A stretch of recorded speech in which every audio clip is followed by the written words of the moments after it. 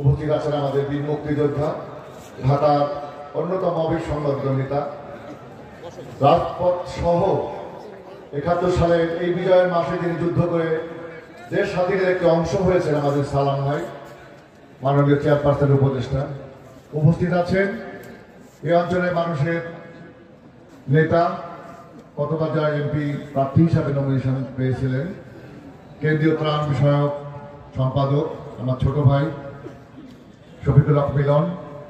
উপস্থিত আছেন সাবেক সভাপতি তোফাজ্জল হোসেন তপু, আমাদের আরেকজন বীর লড়াকু সৈনিক, জেলা বিএনপির সংগ্রামী আহ্বায়ক, রাজপথে থেকে যিনি শত জেলের মধ্য দিয়ে, শত অত্যাচারের মধ্য দিয়েও মাথা নত করেননি, কেন্দ্রীয় বিএনপির সমিতির সদস্য চাঁদ ভাই, সাইফুল ইসলাম মার্শাল ভাই এবং নেতৃবৃন্দ।